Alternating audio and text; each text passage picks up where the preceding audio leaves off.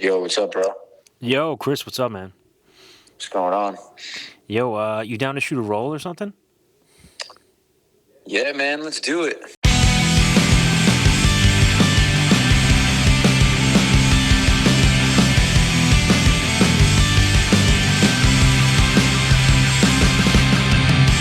Between the city and the street. All right, Chris, welcome. Yo, what's up? What's going on? Welcome to Napalm Rainbow in Rutherford, New Jersey. Yeah, man, it's good to have you here. Thanks, man. It's like a calming room. Yeah, right. That was one of the things. Like, my old space, I had all my stuff everywhere. Yes. That it was almost like cluttered, and this has been a real effort to like minimize. Yeah, man. It's a good change of pace. It's cool. Yeah. So let's talk about how I know you, or I feel like I probably met you over 10 years ago at this point, Yeah. which sounds insane. Yeah, I think it actually was 10 years because we met at the Funhouse, right? Yeah. Oh, did I meet you at the Funhouse? I think so. That makes sense. Yeah, I believe it was Negative Approach. the Negative Approach show, the legendary Negative Approach show. That was probably the biggest show we did at that spot, the DIY spot that we ran. Yeah, And you did photos, right? I did. I mean, yeah. So at that time, I had just moved to Jersey City, and just kind of getting a vibe of what's going on in town, and Yeah. like coming from punk and like growing up in that scene and seeing like what's going on around here. You guys stood out, and then hearing Yeah. like, yeah, they have this like clubhouse, this like biker gang does the security or something, and being like, what? And it's on the outskirts of town in like the last like undeveloped area of Jersey City. Realizing I could walk there from my apartment. Oh yeah, you lived that close. Yeah, well, I lived Uh, on Columbus when I was down there. uh, Columbus and Jersey, kind of. I lived around the corner. Did you? Yeah. Where? On what street? That's literally Center. So the club was on Center Street, and my house was around the corner. That's how we found it, because we moved into that apartment, and then we had this idea like, yo, we should try to start a club. Thinking about like Minor Threat and the Discord House and all that legacy. And then it was like a miracle coincidence where I was walking in my car and I had my guitar in my hand, and these big thug dudes were like staring me down. And he's like, one of the dudes, rest in peace, his name was Bruce. He was like, "Yo, you can't park there," and I was like, "Oh, like, eh, my bad." And then, but he saw I had a guitar, and he was like, "Yo, is that an axe?" And I was like, "What? What?" Like, no, it's a guitar. And I'm like, "Oh, he means guitar." Like, and I'm like, "Yeah, it's a guitar." He's like, "Yo, come here." So I walked over, we started talking, and like, it just so happened that they had a club right there, like right there. It was like a big, It was like a social club. it was a social club, kind of disguised as like a garage. Hmm. And they did, they threw parties and whatever, and they kind of had like a kind of ghetto looking stage like set up. But we started talking, and he was like, "Oh, so you're in a band?" He's like, "We throw parties." He's like, You should play with my parties." And then I told him my idea. Like, I was like, "Yo, well, I was actually trying to like open up a club."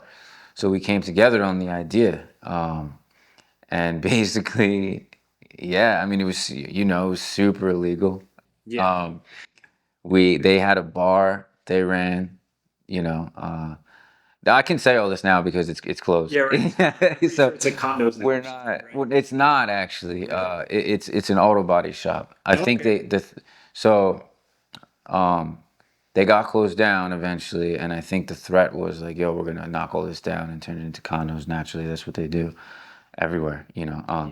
But it turns out it's just an auto body shop. But while we were rolling, um, yeah, they ran the bar, like an illegal bar, and I booked the shows, and that's how we kind of split the profits. Is they took all the money from the bar that was theirs, Hmm. and then I had the money that the ticket sales earned, and I would pay the bands out, and we rocked super DIY, super punk for Yeah. 2 years. It was like you don't see places like that Oh, anymore. man, Like it was such well, a they don't last. such a golden era. Yeah, like maybe they still happen now, but like you have to be like plugged into a scene. It's like Yeah. It's like Ask a Punk. Like, where is this show happening? Well, we didn't even try to keep it secret. We kind of knew, like, yo, let's just go as hard as possible, and we kind of knew in the back of our minds, like, this is gonna explode at some point, and like, like we knew it had a lifespan, so we wanted to go as big as possible.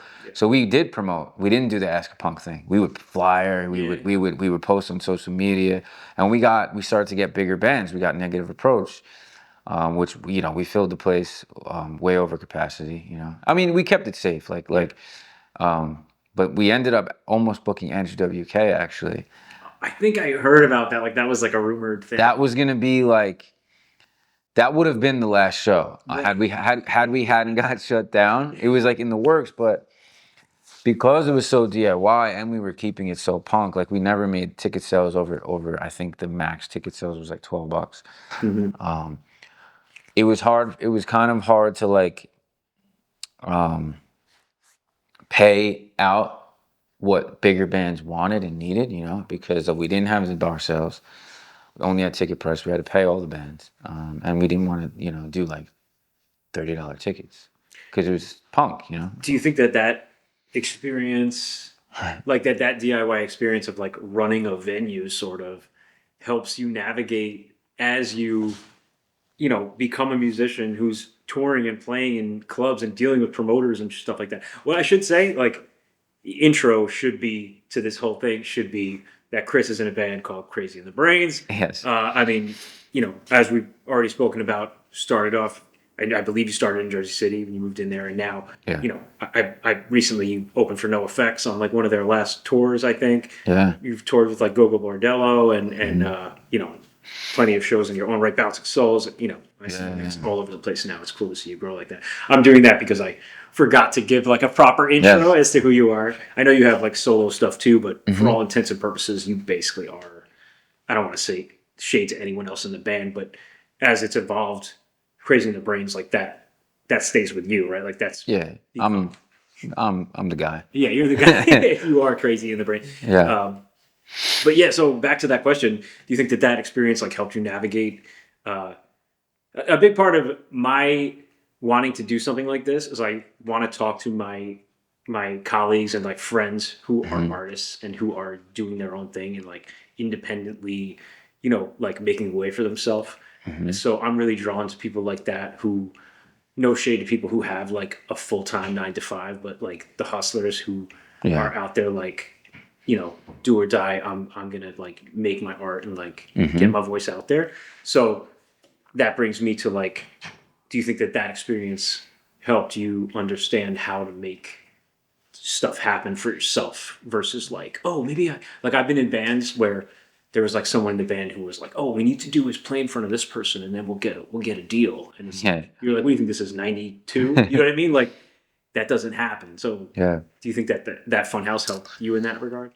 Yeah, I mean, it helped in a lot of ways, I mean, for one, it began my understanding of business, and obviously I'm still learning, all that, but that was my first time like running my own business, that involved, that extended beyond just myself. Obviously I was involved. I was playing this. I mean, I put myself on all the best shows because it's my spot. But I was also in charge of paying out other people and like keeping the thing alive. And I learned a lot doing that. And we made mad mistakes, but luckily the punk community is super supportive, and like, if you're honest, if you're honest and you have pure intentions, I think there's room to fuck up and there's room to make mistakes, and I made mistakes, and we also had a ton of success, and I learned a lot about the business side of booking shows, and then I was able to relate that back to me, like when I'm on tour and I'm dealing with that side of it, because that's the stuff that you don't really think of. You get into this because nobody talks about it. No, nobody talks about it, and there's no. I mean, I'm sure there's people out there who are in bands and went to business school, but I'm not one of those people. I barely graduated high school, so That's the thing. It's like you get in a band, you don't get in a band because you want to have a career in music necessarily. You want to make music, but what nobody talks about is like if you can't figure out how to get at least get your expenses covered, you can't keep being in a band. You know what I mean? So you got I to know figure it's- that out. yeah, You got to figure that out. You get into it because you have to. You know what I mean? Like for me, it was like I have to play music. It's not like it was never a hobby. It was never like it's just not to be corny, but it's like it's a divine calling. I had to do this. So I got into it because of I was drawn to it. And then the more you get into it, you realize, okay, hold on. There's certain things I need to learn and figure out to make sure that I can continue to make this happen long term, And yeah. so, yeah, I mean, doing our own DIY spot was super rewarding in that regard. And also it also reminded me the value of just getting out and doing it and not thinking too hard about things. Because had we thought about it too deeply, we would have never done it. Because there's all these. I remember running the idea by a friend. I won't put them on blast because I love them. But immediately their response was, "You can't do that." Like, Funhouse, you mean? well, when the idea started, and I was like, "Yo, I think I got this opportunity to run my own club." Like, Yeah. and immediately the response was all the reasons why I shouldn't or I couldn't, and it was like, "Yo, you can't get caught up in all that because if you get too lost in that type of thinking, you never do anything. Even if we did one show and it was an absolute failure and did nothing more than that, like it still would have been worth it because we would have done one show, and we would have learned something from that. But it went on for 2 years and it was kicking and it was thriving and it was like so many bands got to. People still bring that up to me, which is kind of crazy because it seems like 2 years is not a long time. But people still bring up that club and like the opportunities that they got. I mean, dude, my sister met her fiance there. Like so much happened. Like so many beautiful stories, so many beautiful memories, and great shows and shows that people don't even know about. Because there was shows that we did that like weren't really announced because they were like super hella underground. It's crazy how like when venues come up like that, like I think of that an album as like a photo album, like it's an album. Yeah. It's a picture of a time. Yeah. Like, the band was making this music at this time, Mhm. and a venue can be the same thing. Like I grew up taking the train into the city, like going to like Coney Island High or something, right? Yeah. And I recently saw that Coney Island High was only open for like 4 years, but I went Yeah. there like probably It feels like 10 years in your yeah, head. 5 to 7 times, and I was like, "This is the hub for like Yeah. I'm a teenager going to these like sold out punk shows, and it's like another universe to me. The idea that Yeah. that place only existed for like a couple of years so wild to me because I just thought of it as being something that was always there. Or like going to Funhouse, I went to probably 2 or 3 shows, but like I experienced the place, so now. Anyone who went there has that frame of reference, and like if you bring it up, it's like, oh yeah, I was there and I saw this band, and I don't know. Yeah, they say that memories like activate the same parts of your brain that like a lived experience does in real time. So it's like the memories that you make at a club or at it's just one show or the memories you think back to with a specific album, like they're so important.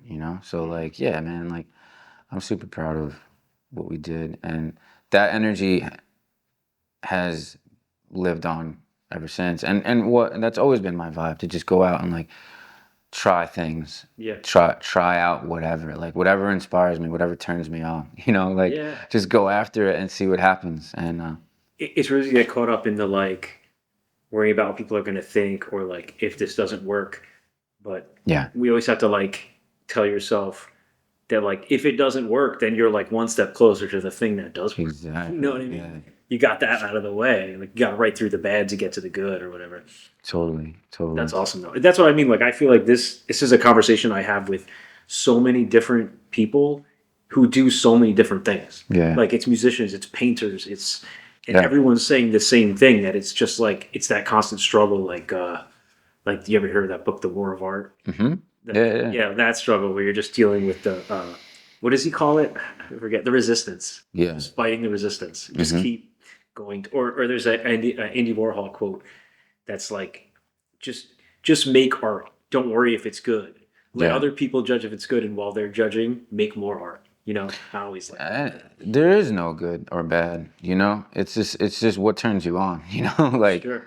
like something that's absolutely beyond amazing, like breathtaking art to one person is there doesn't move the next person, you know. And it's like it's kind of irrelevant, you know. You just got to chase and follow what excites you, you know. Yeah. Uh, and yeah, like not worry about what people think, because the sooner you get the idea in your head out, the sooner you get to the next one, you know. That's awesome. Hey Jordan, we're gonna cut this out, but that's recording, right? Yes. Okay. I just there's like a part of me the whole time that was like, wait, yeah, record on that? But the other thing, when you're talking with your hands, you're That's partially blocking That's a person's face. You're talking very Italian. dude. Honestly, That's the way. Mr. Galliano. Okay, let's go back. Urban, your real last name? It is, yeah. A lot of people think it's the stage name. It's Jesus.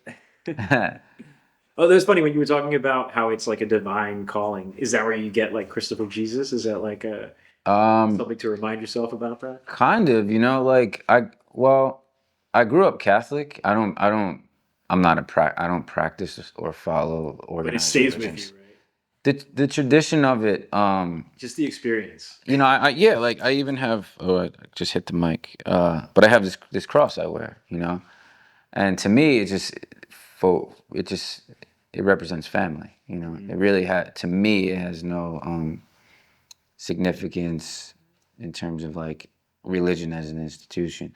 The name Christoph Jesus actually was just given to me by a friend like way back in the day. I don't even know if there was any rhyme or reason to it. It just they were creating a Facebook page for me, and they just wrote that as my name, and it kind of just stuck with me.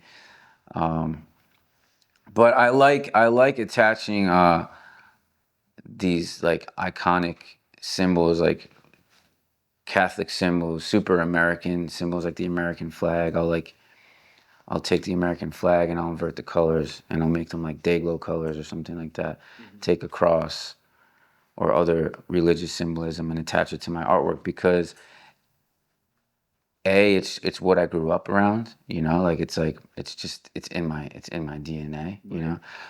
And B, I like to take like iconic pieces of art, whether it's visual art or music, and flip it around, you know, and like reinterpret it, because I feel like that's all this is. That's all art is, you know. There are no new ideas, you know. Everything is something reimagined or reinterpreted, and it's kind of my version of that.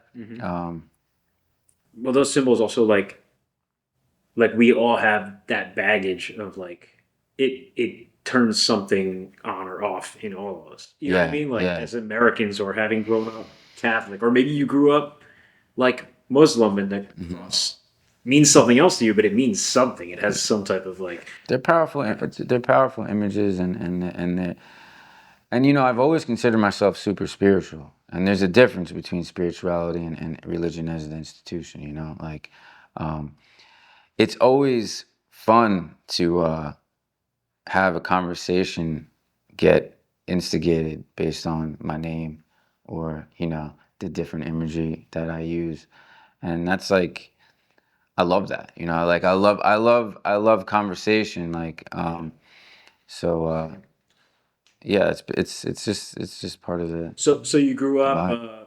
grew up in Bayonne, right? I was born in Bayonne. Yeah, I grew up in Your Bayonne. Tell me about your growing up. You know, what did your parents do? How many siblings you have? Yeah, I got two siblings, both younger. My dad worked on the New Jersey Turnpike, so as New Jersey as possible, you know. Like toll booth? He started out doing that, then he like moved up and did like different type of like management things. And, Okay. There's probably a lot less guys in the toll booths now. It's like all digital. yeah, dude, I don't even know. Like he used to get people jobs. Like a lot of my friends um, would get to do the toll do that job to be a not a cashier. I can't think of the name. Toll collector. Toll collector. Yeah, there you go. He would get them jobs in the summertime. So he would hook kids up all the time. I don't know. Yeah, like Easy Pass kind of takes over the majority of what of that. But yeah, my dad did that growing up. My mom worked for, still works for the Department of Housing. Oh, sick. Yeah. Then my dad was In Bayonne? in Bayonne. Yeah. Okay. So what does that mean? Like she helped people get... Yeah, like Section 8 housing and stuff. Yeah, she's like the person who like reviews like the applications and tries to set people on the right path to get locked into that Oh, sick. to those homes, you know. My dad was in politics. He was like he was involved in like remember Jim McGreevey? Yeah. He was the governor of New Jersey. Yeah, yeah. I think he's Famously, didn't he have an affair and then came out as gay, yeah. as gay? But it was sort of weird because it was kind of like, okay, cool, but you also gave a government job to your lover, and that's illegal. Yeah, there right? was things that happened. I mean, yo, it's always. I feel like Just- every politician That's is. what I remember from it, because what I remember, and I grew up in the 90s. Yeah, I remember being on a sports team and other kids like teasing each other by calling each other McGreevies. yeah. I mean, dude, that was what, like mid-90s or something. I don't remember the timeline, but I mean, him coming out at that time was definitely like super risky. More, I'm sure it came with way more baggage than it does today. Not that it's super safe today either, but yeah, he was a Democrat. My dad was super involved in like the Democratic Party. Like state politics? Uh, I think a little bit, but way more like like local. He ran for council in Bayonne and My dad did that. yeah. Yeah, my dad was a Belleville councilman. Cool. He was on the Belleville Board of Ed before that. Yeah, my dad was on the Board of Ed. Yeah. So how old were you at that time? Dude, I don't even know. He was involved with it my entire life, like Okay. even till recently. So he was on Department of like mental health and the zoning board. He was on the zoning board. So he was super involved in. Still involved in that stuff? No, he actually passed away 3 years ago. Oh, I'm sorry to hear that. But he was involved like up until his his. Yeah, my dad got out and moved away. He got bogged down by it. Like we had like leaflets being passed out about our family being like mafioso, which we were not at all. Yeah. It was like it was just like grimy local politics. Oh, dude, yeah. That's one thing that we learned early on with him being involved in all this stuff is how corrupt politics are, even at the local level. Yeah. Like it's like he made us very aware of that, like super young. But yeah, which totally played into what I got into later on when I got into punk is like to question everything, to question the government, to question authority. Did you have a good relationship with your parents, like growing up? Oh yeah, we were super tight. I mean, me and my dad fought a ton when I was younger because I was so punk, Dude, same. It was like, oh, that's lame. You're in the government. Like it's you're anti. Like it's here. I always talk about this because I was in a band in high school and we were writing songs about like Yeah. politicians and all this stuff. And we had a song called "Fuck You Jocks." And my dad was Yeah. like a big sports dude. Yeah. My dad was into sports too. And yeah. when we're doing all this, like, yeah, we're punk, like, F all this stuff. Meanwhile, my dad's letting us practice in my basement, Yeah. And he's flicking the lights when we play Fuck You Jocks, going like, you can't play that. Like saying, That's funny. that's it. You're not doing that. And we're like, oh, man, it's just like, then you grow up and you realize like, oh, wow, how cool Yes. was it for them, even though this is completely against what he stands for, to like allow us to inhabit this space and to like let us have this space to do this. That's a beautiful thing. Yeah. For me, it wasn't. We didn't really fight so much about all that. It was more like I was out there like living reckless, being wild, you know, like no one could keep track of me. I was like gone till fucking 6, 7 a.m. like getting into all types of you know, he was worried about me, you know. Yeah. But my parents were super supportive of me getting into music. I dropped out of college and you know, they weren't obviously at first they were like, "Yo, what are you doing?" Like they were concerned, but like at some point pretty early on, like they trusted me and they had faith in me when I told them like, "Look, like I know the path I need to follow, you know, and it's not community college. It's not picking a random major that I have no, you know, like connection to. I know what I want to do. I know the path I need to follow, and I don't care if it's not easy. I don't care if it's not safe. Like this is the path I need to go down. So they they they supported it, you know. That's awesome. So yeah, growing up was cool, you know. That's sick. Like that you had that. It is, man. I'm very aware of what a privilege and a gift it is because not many people in my world can relate to that upbringing story, you know. Well, even I just mean that fact that you, as a young person, had that perspective where you're Oh like, yeah, this is what I want to do. Like, I'm going to make this happen. I've had, Jordan, we've had conversations recently where it's like, I feel like that fear always dictated so much of my decisions, like coming up, like, yeah, oh, well, if this doesn't work out, like whatever. But anyone I know who was just like all in on some type of art or like yeah, something they wanted to do, they're doing it regardless. Like yeah, the level of success doesn't matter as much as the fact that they're making a living out of it. Like they're yeah. doing the thing they want to do, like there are people who are selling out stadiums and there are people who are, like teaching guitar to somebody, like somebody's Hmm. kids or something, but they both decided they wanted to play guitar and they're playing guitar. You know what I'm saying? Yeah, you Uh, got to follow your version of um, whatever it is, you know. Like for me, it would the thought of trying to fit into a role that seemed so alien to me, you know, like that was more scary. I'd rather follow the path that I knew resonated with me than try to like go to college and chase some. I mean, I could have had a corporate job, you know, not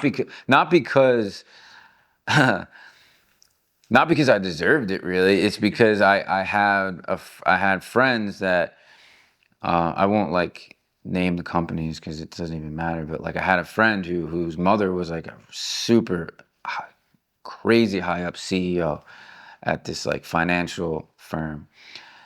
She was so powerful that she created a position for him and us, his friends, because she wanted us to oh, wow. to Yeah. be like responsible and have a path to go down that she felt was reliable, you know. Stop wasting your life playing punk music. Well, this was even before I was like super committed to punk because we had a friend whose mother was so high up in this corporate world. Like we had an opportunity, all of us, to have careers in this like like super yuppie world. I mean, obviously, if we had to, we got the opportunity, and it was up to us to do something with it. If we completely fucked off and we're Yeah. useless assholes, we probably would have been let go. But like, I had options, or even like growing up, my dad, because he was so seasoned at the Turnpike, he would get me jobs at the Turnpike. I worked at the Turnpike here and there, and I had opportunities to have a full-time job there, and I fucking couldn't do it. I mean, I could physically do it, but I was dying inside. Yeah. And Yeah. I'm like, yo, I can't. But it would have been a job with benefits and the 401k and all that nonsense. Good stuff. But so I was lucky because I know people who never even had a fucking glimpse of an opportunity like that. But Yeah. but I still knew in my heart like I can't. That's not for me. I'm It's not. like that you were saying, like just being authentic to yourself. You just have Yeah. such a currency. It's funny because when I did work on the Turnpike, I would do like seasons. I would do like every summer, And then at some point I did do the winter too, which that job had the potential to lead to like an actual career. Right. The people there, they knew I was, I was coming in, I had mohawks and I was like hungover and like all messed up. And because I would play shows on the weekdays, come home at like 5 a.m. and then have to be at the job at 6 a.m. So I wouldn't even sleep. I would just come in like Converse, sloppy mohawk, and just be there to do my maintenance job. And the dudes that work there, like the older guys, they'd be like, "Man, don't give up on music." He's like, and they would tell me all the things that they gave up on in life for the stable job. And like, you're playing gigs every night. You're doing it. Like you're writing your own songs. Like, don't give up on music. So that stuck with me, because I mean, who better to tell you like to not give up on your dreams than the people who did, So It's like, like my dad, like we're talking about. Yeah, like my dad works in like insurance, like some corporate job. cool. He wanted to do.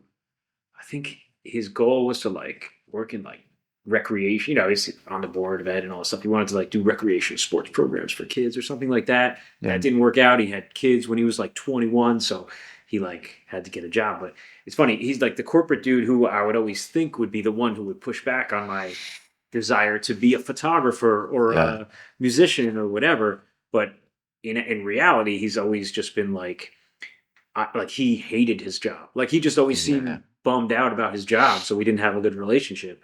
But then as I got older, he would just be like, just whatever you do, just do something you love, because like Yes. you're going to be doing it Yep. more hours than not.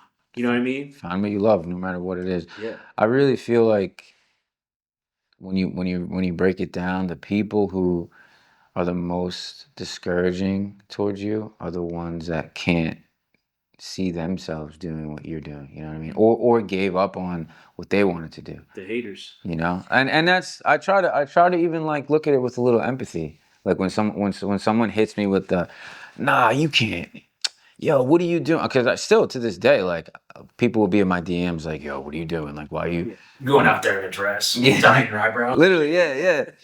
Like I'm just like I try not to take it personally and kind of remove myself from it, because just people can say whatever they want to you. Like it's up to you whether you relate to it or not, or you claim it, because Especially social media era, man. It's so easy yeah, to dude. criticize everybody.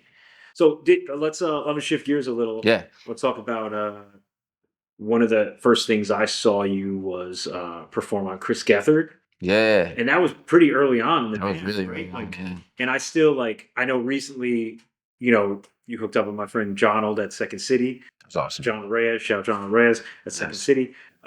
He hit me up and was like, "Yo, do you know any musicians? Someone who would be cool for like this improv show?" I'm like, "Dude, I got Yeah, the man. perfect guy." Bro. Thank you. And I sent him the Chris Gethard video, and I'm like, "Just watch the whole thing. Like, watch Chris like I can't even watch that anymore. command this crowd, Yeah. and, like lay down on the floor, and then like, dude, it was like a Springsteen show. Like, I you know. would like get like on the floor, and then, I mean, granted, it's Chris Gethard. It's an improv room, which is Yeah. brilliant that you were like thought to do that. Yeah. But the whole place was like jumping up and down. Like, tell me, how did that happen? How did you get in touch with Chris? And what year was it?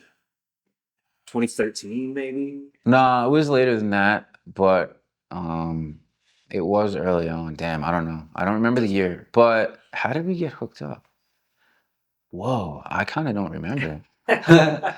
I think I don't even want to tell the story wrong. I think maybe I have a friend who was in comedy, and he worked alongside Chris Gethard, and he worked on like, Do you know Pat Byrne? I do know Pat Byrne, but I don't think that Because remember, Pat used to do that variety show. I Yeah. It was like crossover. There were kids who worked on that. That could be it. Pat Byrne did a he did his own like little late night thing. show in Jersey City at the WFMU. WFMU Yeah. studio, which was it was awesome. I mean, it was. I remember when we moved to Jersey City and heard that happened. It was like the coolest thing. You just go WFMU was- BYOB, Yeah. and watch the show. Great. It was great. WFMU did some great things. Yeah, I don't remember how I got hooked up with Gethard, but I should text him right now and ask him. He probably doesn't remember either. I recently read his book, and it was great, man. His book, his podcast, his career suicide stand up. Well, it wasn't even a stand. I don't know what you would call it. It was just It's like spoken word, word. I saw that HBO, live. right? It was on HBO, but I saw it live, Nice. and it was absolutely incredible. I mean, Yeah. yeah, that was great. That was one of the early like like what would I call it? Like it was a big achievement for us at the time, you know, and it's still something I'm proud of. Like Yeah. that was a big deal to get on that show super early on. Put a lot of work into it. Yeah, the performance is crazy. I can't even watch it, to be honest. I know you. It's like I'm proud of it. I think it's cool. I almost look at it. I'm like, where did I come up with this idea? I don't know why I did this. Like, it's like, yeah, I'm like some kind of like crazy punk rock preacher. You know what? I feel like I photographed you guys. This is like, I swear this was not purposeful lead in, but when the first time I photographed the band, like we did like a portrait session, you were playing at WFMU. Yeah, right? you're We right. went like around the corner and there's like that pizza shop. Maybe that's where we met. Maybe, I don't know. That's funny. That's right. Yeah. That pizza shop. I used to work at that pizza I feel shop. like I went to the show, took the photos, because you know that's like the photographer like slide into the DM thing. You Yeah, go, yeah. like take photos and then you post them and like Yeah. you know, hey, and then the person sees them and I probably said hi to you at the show, but Yeah. but yeah, I mean the Gethard performance, I still think it's amazing. I'm sure you have like the you know the sophomore the thing where you look back and go like cringe at what I used to do. It's not a cringe. I think it's rad. It's almost like it's just wild to see because also the band is so much different now than it was at that point. But that's cool to see too because I'm proud of like the evolution. That's always been like um very that's always been my intent. Like from when I first started playing music, it was like I don't intend on doing the same thing over and over and over again, you know? Like I started out, not to go out on a tangent, but like I started out solo acoustic, just playing open mics in the Lower East Was it Side. called Creating the Brains? It was, but it wasn't intended to be the name. It was just like I just came up with something on off the top of the head, like Yeah. and it was like, all right, let me just go out and like try out my own songs. It was like an experiment, and then it just kind of started to snowball and like spiral into something. So it was like, oh, okay, I guess this is the name. Band. Let me get a drummer. Yeah. So then I expanded. A xylophone player. Yeah, I just started adding and adding and adding and then taking away and adding new things and I never like going back to like people second guessing your decisions. Like every time I would like reach a certain point and feel like I wanted to change, I would get pushback from people.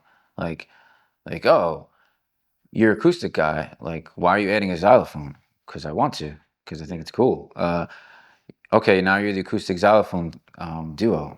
You can't add drums and bass. Well, you're ruining it. Like, what are you doing? This is Velvet Underground. This is like Violent Femmes. People would always compare me to Violent Femmes. I'm like, yeah, that's cool. But I want to change now. So then I added the full band. Then we got rid of the xylophone, added keyboards. Then we got rid of the keyboards, added saxophone, and like. Is that where you're at now? You got saxophone, no keyboard? We're bringing keys back. I mean, yo, I just make music. It's no without limitation or. I like that. It's kind of like a jazz vibe where it's like, Yeah. here's the song. What can you play on the song? Exactly. Yeah, you know. I bring in instrumentation that is suiting for the vibe of the song. You know, I'm not like. I mean, I grew up on bands that were very strictly. You know, Green Day has always been Green Day. It's that one. Well, they added the guitar player at some point, right? Okay. But like, you know what I mean? The Clash was the Clash, or My Chemical Romance. It was a set lineup, but that's not my story. You know, that's not my journey. For me, it was more about adding things, taking things away, trying things out. Just always evolving, trying. Always evolving and experimenting. So yeah, sometimes it's crazy to look back at stuff you've done, but like because you look so different then and you feel so much different than but it's cool, man. It's like I'm proud of it. Yeah, the Gether thing was cool. I'm proud of it. At some point, somebody pointed out to me that the Beatles were only a band for like 6 years. Yeah, And if you look at every record, set, what is that, 8 years? 8 years. Okay, yeah. We'll have to check them. That's it. You're supposed to be producing. Check that for Yeah, fact check. yeah. No, but it's wild because if you look at the Beatles records, like they could be 15 years apart. Yep. You know what I mean? Like To keep evolving. whether it's what drugs they were taking at that Yeah. time or whatever, but they were just like trying something new. Like they're not apologizing for the records they made before. You know? No, I love that. They also stopped playing live after a while, Right. which is kind of crazy. Yeah. I think they also hated each other at the 10. time. 10 years? 10 years. Well, how much of that was Well, before I think Johnny Carson was 63, and then they broke up 71 because Well, Apollo 13. what was That was the city? Wasn't there like they went to Germany and played like that's how they got really good? Did you ever hear like they went to No. like Hamburg or something? I'm gonna have to take this out because I'm gonna get the parts wrong, but they went and like honed their craft. Like they got like a spot at like a club when they Yeah. were teenagers. They went to like another country. Oh yeah, no, yeah. Played there forever I did hear until this. they were like amazing, and then they were like, okay, let's go back to Liverpool and like be a band. But all right, let's transition back into so one of the things I think that you went viral like not too long ago for the Stooges cover, right? Punk rocker, yeah. It's Yeah. actually not Stooges. Oh no, It's so solo DD. it's not that either actually. is it? It's a Teddy Bear song. But Iggy is featured on a version of the song. It's the version. It's like the version that I first got introduced to. He's singing the song, and they're the band backing him. So we covered that version of it. It's kind of a weird scenario, but yeah. So we covered that, and Iggy caught wind of it and was into it and started like giving the song a lot of praise. And yeah, the song is still kind of kicking. Actually, I was just at the studio yesterday with Eugene from Gogo Bordello. We're doing a remix for the song together. Amazing. So yeah, You've done a bunch of playing with them, right? Like with yeah. Eugene's everybody in that band is super cool, super that seems supportive. like a match made in heaven, kind of like Oh yeah, out there pushing boundaries and like trying different stuff. Like yeah. that's got to be a cool.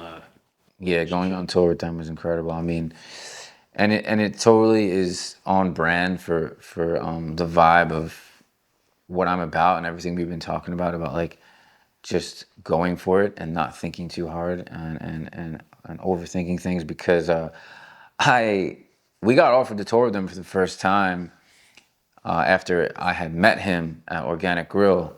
That was a vegan spot in New York City. In Jersey City? New York City. Okay. Rest in peace. They're not. They closed down. Shout out to Vlad. He was That's awesome. how you met him? Just you were in- So I was there and he was there, and we were both there because there was a book signing for the singer of this hardcore band. So we were just both there. Who was the book signing? Just out of curiosity. Walter from Gorilla Biscuits? Gorilla Biscuits, Oh, yeah. like Sam, Walter Schreifels. Yeah, Walter Schreifels. Shout Yeah. out Walter Schreifels. Yeah, he's awesome. We were just both there. I didn't know he was going to be there, you know. And we were just hanging out, you know. And Vlad, the owner of the club, the restaurant, he loves. Oh shit! Sorry, keep touching the mic. Oh, good. He loves me and the band, and he also is good friends with Eugene. And he's like, you guys need to meet. Like, you guys don't know each other? And I was like, nah. And we shook hands or whatever. And he's like, this kid is awesome. He's got this song, Punk Rocker. You got to check it out. So, yeah, we just started hanging out and, like, talking. And then he's like, oh, yeah, like, this song's cool. Then we went our separate ways. And then the next day, we were both also at, there was a hardcore matinee at Bowery Electric. And we just both happened to be at that as well. And then, like, so we're hanging out or whatever. Sorry, the story is longer than it needs to be. Good, man. That's interesting. Then, yeah, so we hung out that day. It was cool, whatever. Like, I wasn't really thinking much of any of this. I'm just going to these events because I'm interested in them, not really because I'm trying to make moves or network or I think anything. that's why it's interesting because I think a lot of people take for granted the idea of like living a lifestyle or being around, like just being around, like Be you don't get around. the you don't get the opportunities in music necessarily always from just your music. It's like, or any medium. It's like you have to be around and meet people, put yourself out there, and if people like you, they want to work with you. Like you could be the greatest band in the world. If you're a dick, no one's gonna want to Don't take you on matter. tour. You got to be real, man. I mean, that's like, it sounds corny. It sounds like almost irrelevant to say because how do you teach? You can't teach somebody to be real, but like it's just be authentic to you, whatever that is, and shit will fall into place. And it may look like exactly how you thought it would, or it may look a little different, or it may look completely different. You know, I never expected. I wasn't planning on touring with Gogo Bordello and having such an awesome relationship with Eugene. You know, I always knew about Gogo Bordello. Thought the band was awesome. You know, I wasn't aware, to be honest, of how much of a presence they had in New York City. I didn't know he was such a New York guy, you know, and he, so like when I saw him for the first time, I'm like, oh, this cat's from New York. Like I didn't realize that, you know. But we just He lives in New York now? they live in New York, yeah, and they've been based in New They're York. from where? Yeah, he's from Ukraine, and Okay. and but he made his way over here as a kid and da da da. But like, I wasn't up on all that, so like, I wasn't necessarily like chasing people around. I'm just like, we're at the same events because we're into similar You things. share interests to start with. Yeah, and then you know we get along. So then yeah, like we hung out twice, and then like a week later, I look in the DMs and it's Gogol, and I'm like, oh. And he's like, yo, what are you doing in 3 weeks? In 3 weeks we need a support act for this tour. And I was like, let's go, you know, like it's like How long was that tour? that was like a month, you know, and it was at that point, that was probably like 3 years ago. At that point in my life, that was probably the biggest tour, some of the biggest shows I've ever done, because they were all like thousands of people. I mean, some of the venues were like almost 2,000 people, you know, like, so like, yeah, it was kind of it was one of those scenarios that you're not really like planning for. You're prepared for it, you know? Right. Like, Yeah, being prepared versus like planning for it. That's a big thing too. Yeah. Just the opportunity is gonna come if you're not like ready for it when it comes. You know what I mean? that's so been the case in so many scenarios for me. I meet cool people and get cool opportunities just because I'm doing my thing and being me, you know. And you don't know when they're gonna come or how they're gonna show up, but you gotta have faith and you gotta just follow what excites you, you know. So yeah, that's how that came together, and it's still.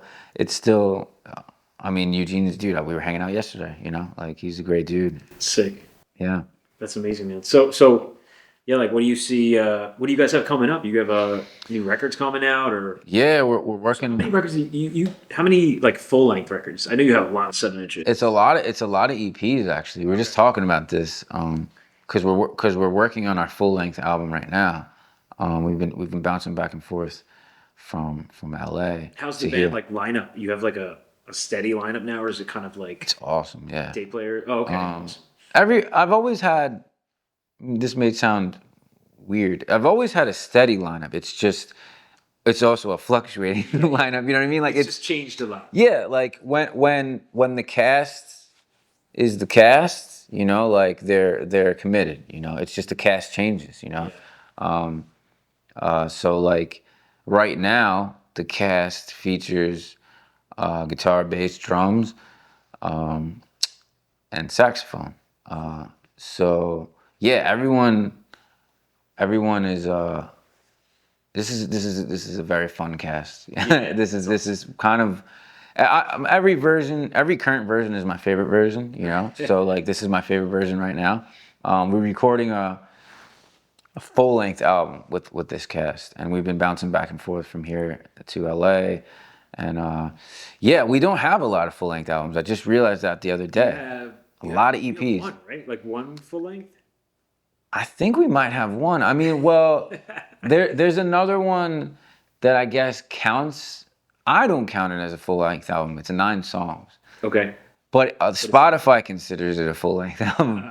I don't, because I feel like you got to crack 10 songs. Yeah, that makes sense to me. But you know, whatever. It doesn't. Are you where are you recording? You have a producer? Are you doing it yourself? Yeah. We're working with a few different people that you'll see when it comes out. It's this is definitely going to be an epic moment for us. You know, it's a super heavy album. Like not heavy in the sense of like it doesn't sound like a heavy, like metal. Yeah. It's The topics are the heavy. topics are heavy. It's very personal. It's very vulnerable. I think as the band went on, I've got more comfortable with doing that. You know, like I have songs on my first album that are fun and cool and abstract, and I still love them and I'm proud of them. But I look back at them and realize like, oh, I was telling stories in this kind of like sarcastic way because I was less comfortable with myself. You know. Yeah. And it's cool that type of. I mean, I love Bob Dylan, you know, like I love some of his most abstract songs are my favorites. But this album is way more vulnerable and way more like direct and to the point. And I'm stoked on it because it's a full length. We're not doing the EP. It's a story, you know. So it's kind of like a moment to give people a chance to like lose themselves in the full story. Because I think. For a while, like, I was less interested in that because it seemed like maybe I was listening too much to what it felt like the culture wanted, because everything was about singles and EPs and everything was fast-paced, you know, like, and then I kind of got over all that and realized, like, that's cool, but, like, I love albums. Like, Out Come the Wolves is one of my favorite albums, and it's like, you can listen to that album front to back and feel like you just watched a movie. You got took on it. You were taken on this journey. Yeah. So this album is that, and that's what we're working on right now. Super excited about It's crazy that. how albums like become like not only like you see what the band was working on at that time, but I'll put on an album and it brings me back to like what was going on in my life at that time. Yeah. You know, like it's like, oh, this record I used to listen to in my car and repeat when I was dating this girl and I used to drive to her house and I would always listen to this record. Or this person, I was at this show. I recently sold a lot of my CDs, RIP, my CD collection. Yeah. But like as I'm like selling them, I'm going through like, oh, I remember the VFW hall that I bought this CD at, you know? It's one of the most amazing things about music it can transport you to any like moment in time that you feel super strongly about. And like like albums, I think albums have a power to do that a little bit more accurately than like a single or an EP, you know what I mean? Because it's just allow yourself time to sit with this story, you know? That's why I actually hate streaming, because it's so hard to. My nightmare actually is like, I'll fight with people over this, is getting lost in the searching for a movie nonsense, because there's so many options.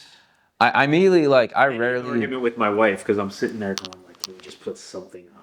Well, that's the thing. You end up putting some trash on because you just want to get out of the Totally. the stream of the quagmire of content. But that's why I hate streaming, because like it kind of distracts you from being able to commit to a movie. Like back in the day, not to be like sound like a clown, but like it's like back in the day, like Yeah, I'm guilty of that. but it's like, yo, like going to a video store, right, a Blockbuster or whatever, and like it's like, okay, I can rent 2 movies, I can rent a movie and a video game, and you're committed to that. Like you're just you're gonna play that game, or you're going to watch that movie. Maybe you watch the movie 3 times because it's like, yo, I gotta get my fill. that's kind of lost with streaming, I think. And it's I feel like similar to music, like if you don't give yourself the pleasure of like sit down and just listen to the full album, you're missing out on Also like the packaging, man. Like packaging. how important was the packaging when we were growing up? Like you would like put a record on and open up the booklet and read every Yes. line as you're listening to it. Then look, you get one picture of the band. Like who are these guys? Yeah. You know what I mean? Now it's like their whole tour diary.